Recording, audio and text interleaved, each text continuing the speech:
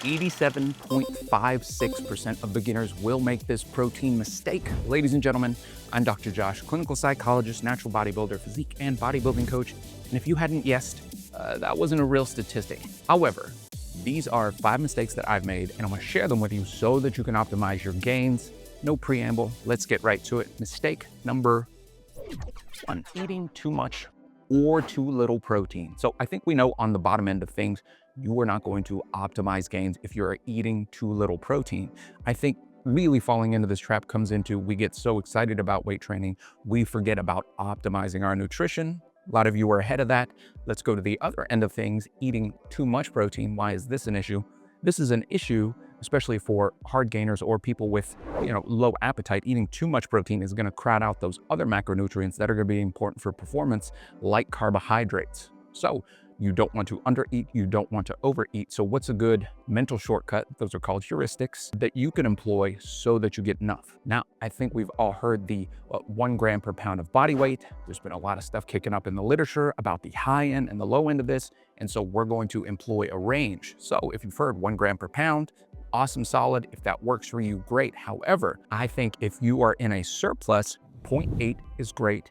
And if you're in a deficit, you can work your way up to 1.2 or slightly more. The benefits there, being in a surplus, you're gonna have so many other calories to help keep you anabolic that you don't need as much protein. Now, while in deficit, eking up closer to that ceiling, that 1.2 per pound of body weight is gonna be great for maintaining your muscle mass. So now that we got that quantity down, let's focus on timing. So as a beginner, we either obsess over timing or don't think about it at all. Again, so it's going to be somewhere in the middle. We don't want to obsess over timing and we don't want to discount it. So your simple rule or heuristic to make sure that you are spreading out your protein appropriately or timing it correctly is 3 to 5 meals, 3 to 5 hours apart. If you can just remember that in your head, 3 to 5 meals, 3 to 5 hours, you are going to be right on track. If it's 3 meals, it's going to be closer to 5 hours apart. If it's closer to 5 meals, it's going to be around every 3 hours. That way your protein is spread out evenly throughout the day and you don't really have to worry about timing, because in reality, it's about sort of these even boluses throughout the day that is going to help you optimize your gains. So timing does matter, and so does quality. And much like the fabric on this Lush shirt from Rascal Apparel, it is going to be crucial. So we know how much protein we're going to eat. We know our meal timing. What about the quality of our protein sources? So I think the mistake I've made and I've seen beginners make here is that we think we hit our protein number and then we sort of ignore the quality, but you can do more to optimize here. So if you're getting all your protein from whole food sources, awesome, fantastic. But there is a variety of protein sources out there that are just fun and awesome. You've got all these protein cereals, you've got different oatmeals with like added protein, you've got protein pretzels and chips, and the quality is just variable. So you don't want to get all your protein from a single source.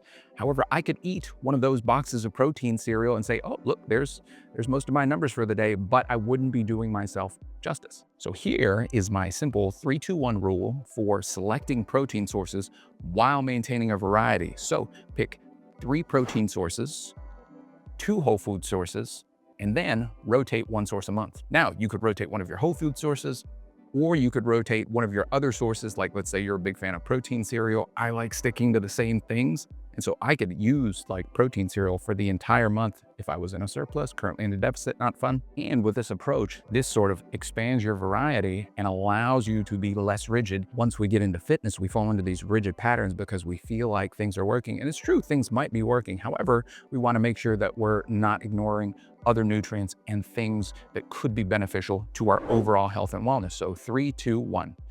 3 protein sources, 2 whole food sources, and then rotate once a month. So we know variety is essential, but how you consume your protein is going to be important too. So the number 4 mistake that I see beginners make is consuming too much liquid protein. Now, this isn't going to mess with you if you're gaining. You're going to take in some whey proteins, you're going to take in some casein proteins, you're going to use other sources. That's great in a surplus. However, I think liquid proteins become an issue whenever you get into your first sort of calorie deficit and you're still pounding 1 or 2 shakes a day. If that is the type of person you are, you want a few shakes in there, it is going to affect satiety. Now, I know there's common knowledge out there that protein is more satiating. However, in a liquid form, it is not going to be as satiating. I can promise you that. So the simple rule here for liquid proteins, in a deficit, 25% or less is best.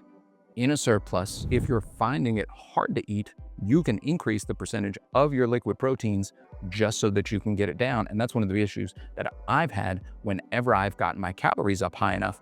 I don't want to eat the chicken or the turkey or the beef or the fish or anything like that anymore.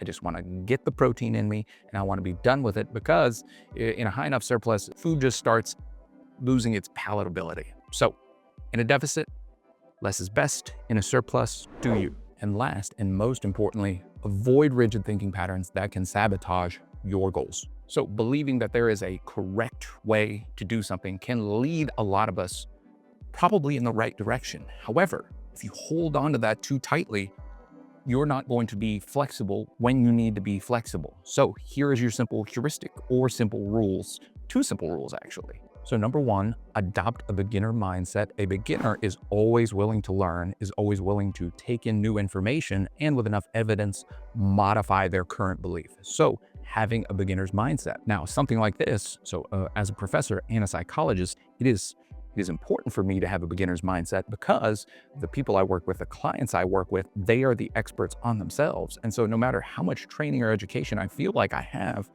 they're going to be the expert on them. So whenever I'm working with somebody, always knowing that they are the expert on themselves allows me to sort of keep this beginner mindset, because the information they have is valuable. So stay flexible and cultivate that beginner's mindset.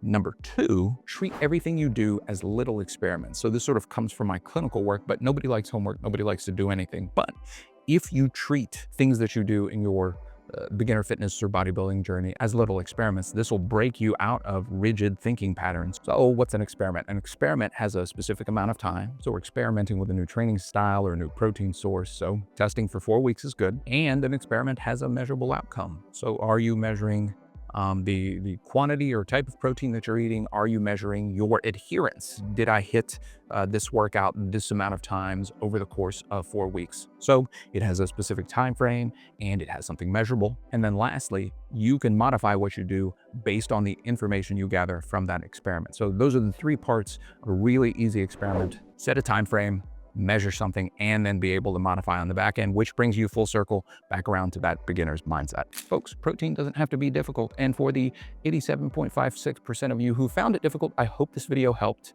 And if it did, hit subscribe, and I'll catch you all in the next video for something bodybuilding or bodybuilding and psychology related. Peace.